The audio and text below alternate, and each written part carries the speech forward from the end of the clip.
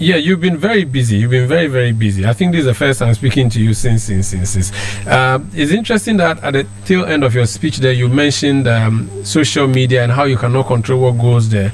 Indeed, you cannot. Yesterday, social media was awash with videos of what appears to be, and the narrative that followed that social media video is that you knocked a policeman on the head. Later in the evening, we saw your statement suggesting that you were rather the victim. The police issued a statement subsequently saying that you assaulted one of their own. The CID says you have been, an invitation has been sent to you through the Speaker of Parliament for you to come and aid in investigation.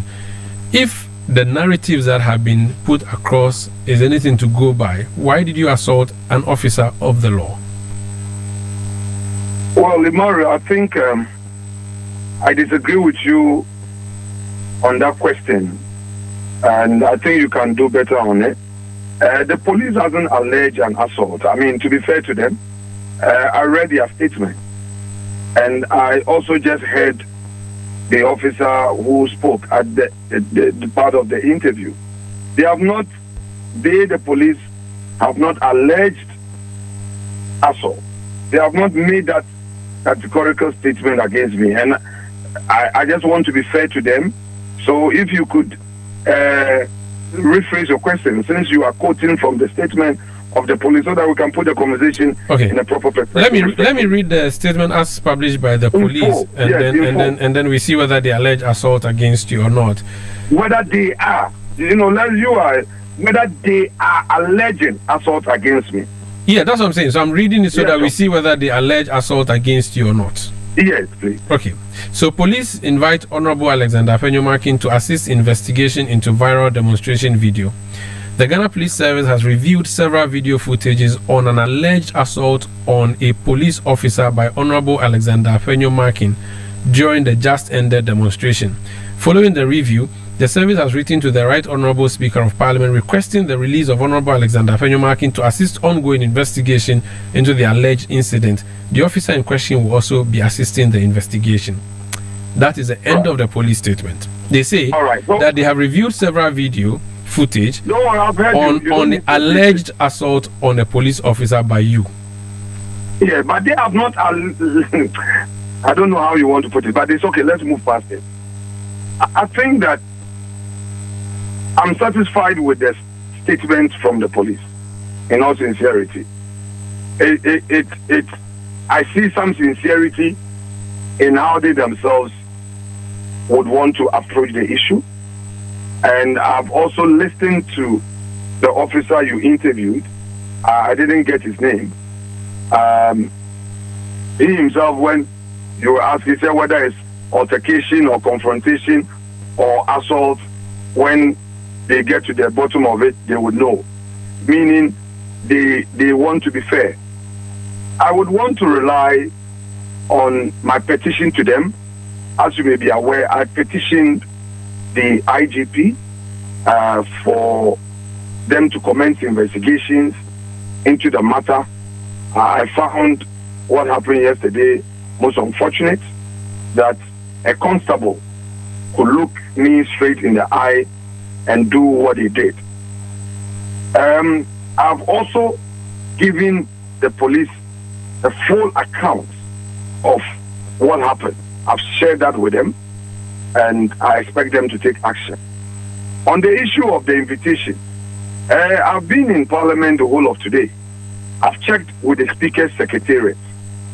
It appears at the time I reached out to the Secretariat, no such letter from IGP's office has been sent to the Speaker's office. However, considering the fact that this matter is so critical, I wouldn't even want to wait for police invitation. I would want to waive that privilege of mine and walk to the police themselves. So I'm using this opportunity to, as it were, ask the police if there's any particular person who is handling the case and who would want to see me, they can give me a ring. Yesterday I tried reaching out to the IGP He couldn't pick up my call. I'm sure he was busy. I've called him about 7 times on his 2 known numbers because I wanted to know who is handling the matter or how he's dealing with the matter. So I'm sure this is an open invitation. The police should know my number. If they don't have it, you can flip it through to the officer you interviewed. Whoever is managing the case or the team that is managing can quickly reach out to me that, Honorable, want you to come and see this person at this time in this particular office. I would want to waive that right so that we don't need to have that procedure of speaker having to even call and schedule a date. This must be dealt with swiftly, and I believe that in the end, the Ghanaian public will get to know of the truth, and then we'll put it to a peaceful rest. You sound very confident, which means you do not agree with all the claims you made on social media, in particular that you assaulted a member of parliament, an officer of the law. You do not agree at all to that claim. That's why you are submitting yourself for this investigation. Yeah, like I said, I'm on social media. All manner of things do happen. Yesterday we had a very successful, peaceful demonstration. I'm sure those who are opposed to the demonstration, they don't expect us to pull the numbers. Of course, I'm the leader of the group. I led the demonstration, and political adversaries wanted to also take advantage of that situation where I was rather a victim to say what they put out on social media. But it's part of politics, and I understand. I'm not too worried about it.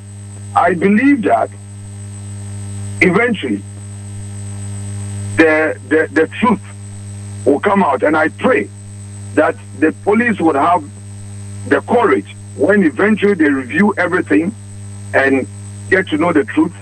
Perhaps they will boldly issue a public apology to me and take proper action against whoever did that to me. The good news is that I was able to capture the gentleman's name. I put out the name there because when he did that to me, the first thing I wanted to know was his name tag, which I got. And I looked at his rank and I realized that, there was nothing. Then I said, okay, if he has no rank visibly written, because at least I know, I've taught at the police training school, so I know the various ranks. If you have nothing there, you are constable. If it's 1 bar, you are that's corporal, lance corporal, 2 if it's 3 sergeant, and then 2 star on the top. So at least I have some idea of the various ranks and all that. And I noticed that there was nothing. And I said, hey, how can a very junior officer have the courage to act the way he did? But anyway, I pray the police themselves deal with it in a very sincere manner and then apologize. But you can't take away propaganda from your opponent. It's part of it. You can't stop them. So your colleague MP and Minister for Communication put up something on Facebook to the Honorable Samuel Nate George. He shared a video of himself during the Ayawaso West Wogom by-election, that violence, and he said, the very people who said my words were justification for these attacks by 2 national security, and he put that in quotes, operatives today are slapping a policeman who was simply doing his job. This life is truly a cycle. We pray for long life and good health. This is an apparent reference to you that you slapped an officer. So you're saying to us tonight on authority that you did not slap or hit the head of this policeman whatsoever. You were simply defending yourself in your statement, like you said. Omaro, I beg you. Let's have a very good interview. I beg you. Let's move on. Okay, we'll move on. When you moved from the demonstration yesterday, you were busy. You went to what do you call it? Your constituency, Futu. I have seen a publication by the Herald newspaper online, which suggested that you went there to cause trouble. So the headline, which I'm going no. So let me read it for you. Then respond. Let me read. No, let me. Leader, let me land, then you can respond. Yes. I'm saying let's have a good interview. Yes. Let's allow our listeners to enjoy our discussion. We will do so. Herald has not suggested I have gone to cause any confusion. Fine. I've read what online Herald published. Let me read it. I've read it. Let me read it so my listeners will hear. The Herald. Afenyo-Markin stokes fire in Efutu, tells NDC not to nominate MCE, which means that you are the man behind the rejection of the nominee yesterday. Wow, look at this. what Umaru, you are training to become a lawyer. Stop this. I beg you. Okay.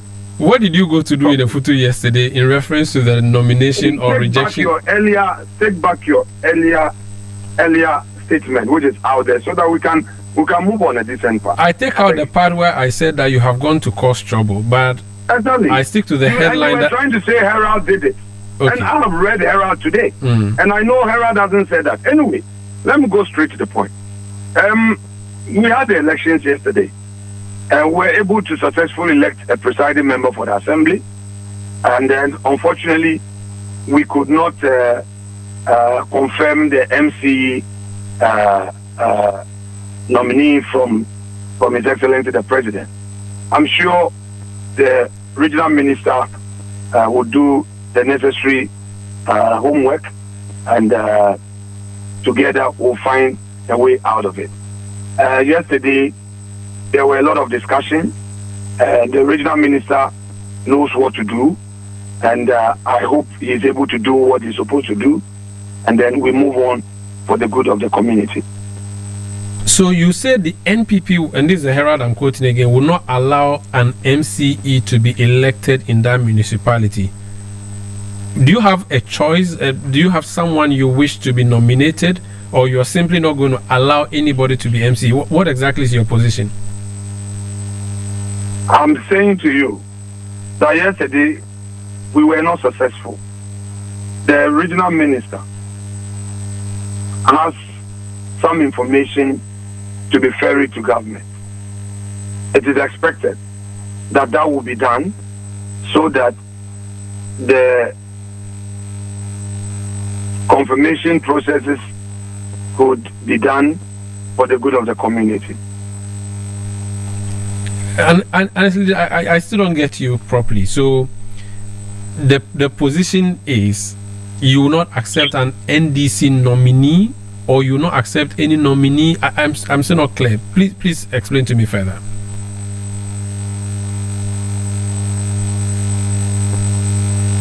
Well, let's move to another point, please. Leader, I'm just simply trying to get. I'm relying on the 2 points I've made in response to your question, and I would not go further. I don't vote, and you know I don't vote. I don't have voting rights. I'm an ex-official member of the assembly. But you have a lot of influence. No. Okay, if the regional minister is listening to us tonight, what should the regional minister do so that the Efutu municipality will have an MCE? But I've already answered you that certain discussions were held, and the regional minister is supposed to ferry certain things across so that there would be a clear path for the good of the community. Those discussions were held.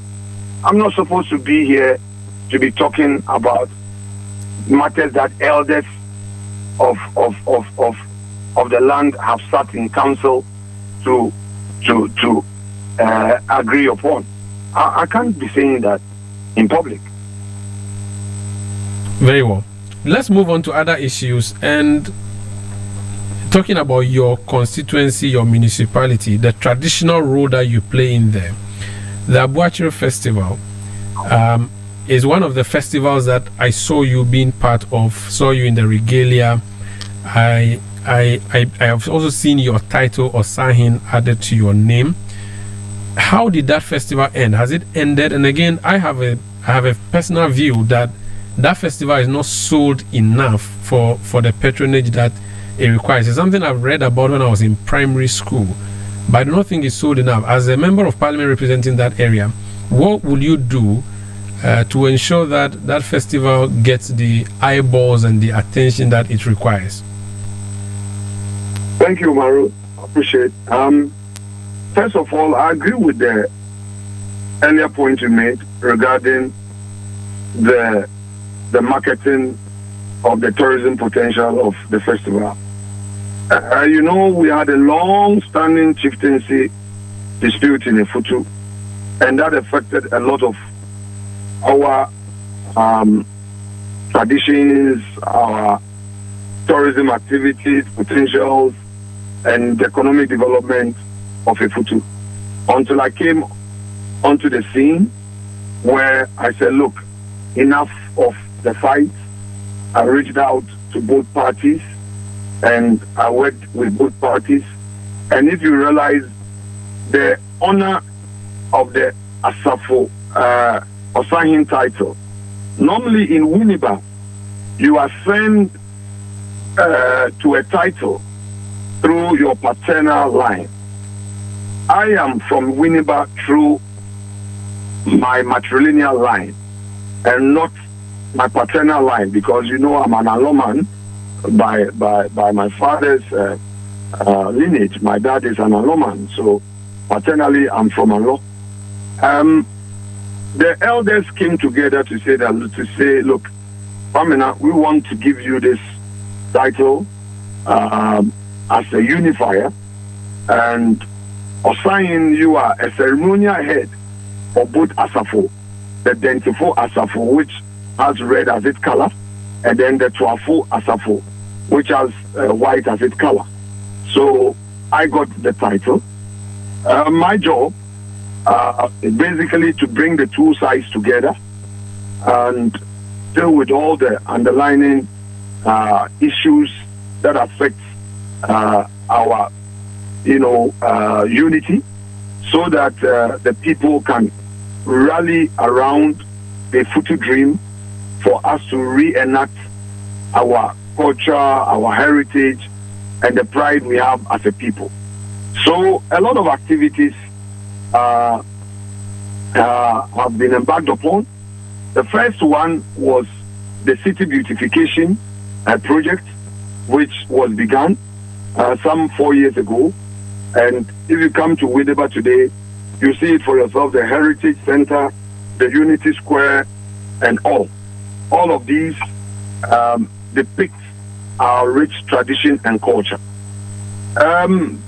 This year, we're able to get the two factions to all participate.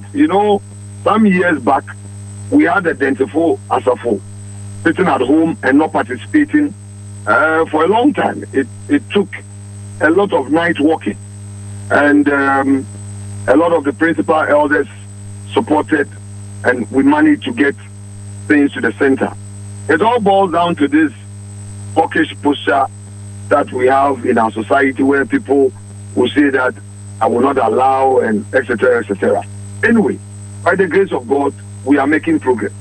And we are not only looking at our Abuatri, which is a deer hunting festival, which talks about our history. As you may be aware, Efutus entered its present day location in the 1400s, having migrated from the Odo Ahafu area, the Techiman enclave, came all the way, settled a bit in the Jukwa area. If you go to the Jukwa area, there's a place called Efutu. They stayed there a bit and moved to the Cape Coast area, settled there a bit and moved further eastwards. And then they go to the Apam area, where some of them remain. You call it a place called Joma. Everything we have in Winneba, they have the same thing there. They said one of the sisters called Ijo decided to stay there, and then Dosimpam himself, the warrior who led them with one eye, eventually moved the troops, the people to the present location. But even there were two experiences. The Muni Lagoon, they first tasted the water. It was salty, and they didn't find it suitable to settle there because they needed water. And they moved further eastwards and met the Ayensu.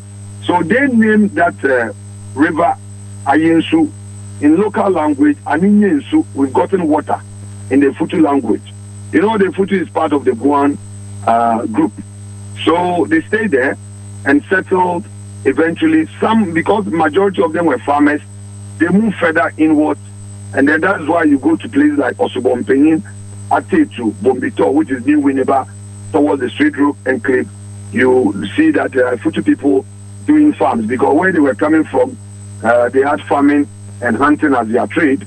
And then some settled with those they came to conquer at the Inshona, along the coast. And then they took over fishing. Now they started sacrificing human beings according to oral history every year for the Penchotu, the spirit that led them and protected them. But they complained to the Penchotu that, you know, human beings being sacrificed was quite burdensome. So he said, okay, if you don't want a human being to be sacrificed, then bring me a live lion every year. They agreed. But even so, they realized that they're getting a lion live. More people were dying than, you know, sacrificing a single being in a year. So they came back to the deity and then pleaded that, look, when we go there, we find these deer all over around, very calm and all. From where we were coming from in the Chiman area, we had some of these animals that we found them very sacred. Can't we use this one for your annual sacrifice? According to oral tradition, oral history, yes, the deity agreed to accept the deer. And that is how come the deer hunting festival called Abuachiri commenced. And it's been there for hundreds of years. And we've also come to meet the same thing. Okay. And I think next year March you should be on the Heritage Month and tell us more on this. But just out of curiosity, people still run after the deer and catch it. Is that what happens now? Yes. They go hunting, and if you are lucky and it has rained, you know, this year the rains were heavy in that enclave. You know, the Manku area, that forest reserve. Though people have encroached, but the place is still there, and the deer, once it rains, they come to the riverbanks to take water. You know, so that's how come they both had a catch. Very well. So they go hunting physically, and you are not to harm the animal. You have to catch it physically, and then, you know, carry it live. You know, if you can't bring a dead deer. Yeah, very well. Finally, before you go, tomorrow marks 120 days in office for the President John Dramani Mahama. I spoke to Minister for Government Communications yesterday. He said the President will be speaking to the nation tomorrow to tell us what his compact with Ghanaians was for the 120-day agenda and what he has achieved so far. From where you stand as a minority leader, are there some successes of this Mahama government that you would celebrate? Of course, I'm sure you would have a lot of challenges, but are there some positives that you think he has done well so far in 120 days? Are there any positives? Yes, plenty. Oh, I see. Well, for me, it's a 120 days of disappointment and regret. And I'll take you through. First, the NDC in 120 days have created a true Ghana. A Ghana for them and their party, and a Ghana for the others they consider enemies. First of all, when they assumed office, they decided to terminate employment of Ghanaians who have been employed into state institutions. The original letter from the Chief of Staff was to the effect that those who were employed into the public and civil service after the December 7 elections, and they think there are irregularities in the said employment, should have the employment terminated. Well, I found that even to be defective. But what did we even see? There was a mass dismissal. The civil servants and public servants whose employment dates way back were all sent home. Apart from that, state institutions that are independent and do not rely on any funding from the state. Limited liability companies with majority shares, with the state having majority shares, also took decisions to sack people. I know of a lot of people who were employed 7 years ago, 8 years ago, 6 years ago, just going to the office and receiving a termination letter. Ghana Water, Ghana Gas, Maritime Authority. I have piles of petitions in my office. We raised this matter on the floor of the House. We engaged government officials. They said, oh, they are trying to sanitize something. Nothing happened. Worst of all, teachers and nurses who were employed and hosted were also attacked. They didn't really care. It is only the teachers that Harun Idrisu, upon assuming office, issued a statement that, oh, they were going to do some validation.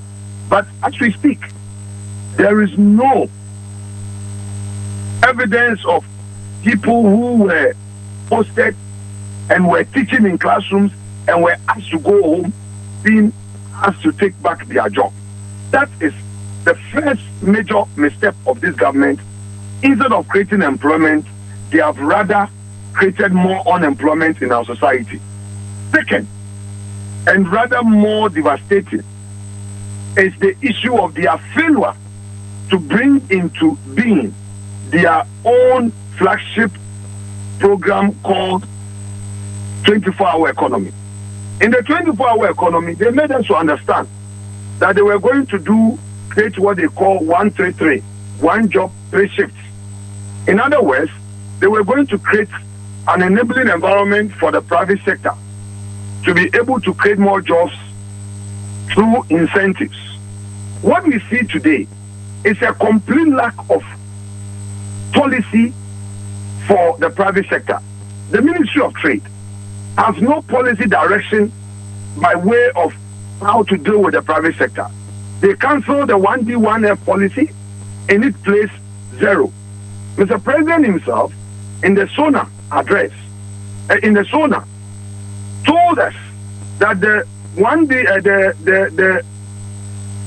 24-hour economy policy will find space in the budget by its finance minister. Unfortunately, when the finance minister also appeared before us and read the budget statement for the 2025 financial year, he also deferred the 24-hour economy policy by saying that it is being worked on. So the question is, did the NDC do matricle on Ghanaian? How can you say your flagship program, which would bring a lot of relief, yet in your main budget, that does not find space? What it means practically is that for this year, we should forget about the 24-hour economy. So all the businessmen, all the entrepreneurs who relied on this campaign promise into thinking that, oh, indeed, they were going to get incentives by way of electricity tariffs, they will get some rebates and all. Tax incentives have all been disappointed.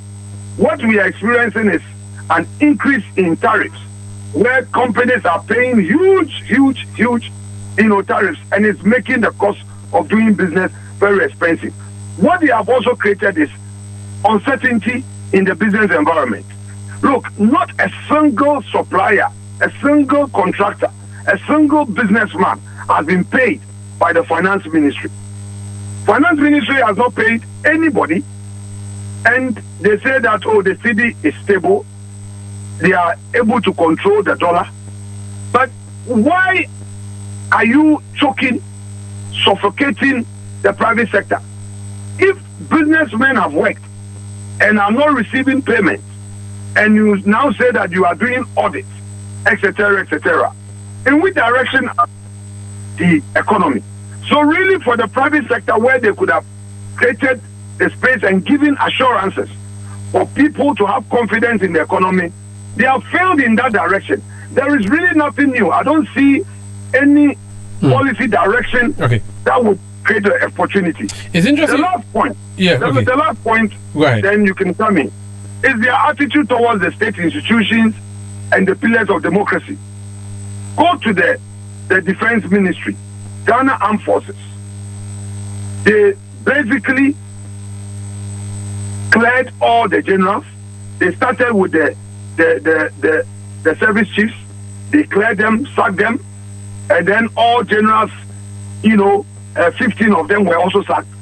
They brought in their own set of people, promoted them to enable them qualify for the position. After getting it, now all 2-star generals who the states have invested heavily in their training, whose expertise are needed for the good of the country, are also being sacked. If you come to the judiciary, the least said about it, the better. They are doing a divide and rule in the judiciary, targeting the Chief Justice, promising some judges of promotion, giving some assurances to judges, and all. So, if you look at the whole Mahama 120-day government, it is nothing but a divide and rule kind of government that does not give any hope. And it also appears to me that the lame duck days of the government has rather started too early. Because we also heard from the national chairman of the NDC that people are rushing to succeed the president. People are putting in their effort, going around the country campaigning as to who will succeed the president. It's not me who is saying it. It is no less a person than the national chairman of the ruling party. He is granted interview, and without anybody holding a gun to his head, said that, look, this is what is happening in his party. Clearly, it also sends a very negative signal out there, and it weakens the government. And I see that this is not a government that can hold itself together. It is being controlled by hawks, extremists who are pushing for blood and want their desires, their whims and caprices to be adhered to. Okay. And we've seen the human rights abuses. The former governor of the central bank, what they did to him in his residence, the raid in Kenoforiate's house, the Dr. Bawumia's aide, what they did to his residence when he was out working for his boss, and all that. Okay. So there is nothing promising. I would want to conclude that Mr. President should use this 120-day, look at all the negatives, reflect, and rather do a positive reset. So far, the resetting he's been talking about, has been negative. And it's not good for the country. There's one good thing, though, if you haven't seen, and you said there's nothing good. I just wanted, my banker sent me a message to say that the CD to dollar now is 13.1. That's a big good news for the business community, just in case you didn't know. And it's all part of the 120-day period. At what cost? At the cost of stability of the depreciation of the CD, which will be very valuable for everybody who is doing business. So that when you go to the supermarket now, they can write a price there, which price they are setting would stay for some time. Unlike what happened in the last 2 years or so, where shop owners would tell you they are unable to write their prices and put on goods because it changes every day. So I'm just alerting you. So that's a good reset. Facts are facts. Yes. If the exchange rate is at a certain level, the exchange rate will expose you. I need to make the point. Yes. If the exchange rate is at a certain level, I cannot deny it. It is a fact. However, I ask the question, at what cost? Are businessmen being paid? Are people imported? Are prices coming down? With time, they will be exposed. Very well. You see, I'm not an economist, but I go with the streets, economics, basic Afenyo-Markin attitude towards managing an economy. If there is lack of trading, there is no trade fluidity in the economy, and you are talking about the CD being stable, you haven't achieved anything, because with time, those who have stock would have their stock going down, and there will be the need for them to import, and then that pressure will come. Let us create a very organic, economy where we will not create a certain impression only for a temporary period. Because if you are not paying contractors, if people are uncertain and are just doing wait and see, if there is no pressure on your currency because people are not trading, you don't see it as a success story. Very well. But if they think that is the way to go, let's see how they sustain it. Thank you. It's just a matter of time. Thank you for speaking to us, sir. Thank you, Mario. I appreciate it. That's Honorable Alexander Afenyo-Markin, is MP for Futu and Minority Leader. This is Eyewitness.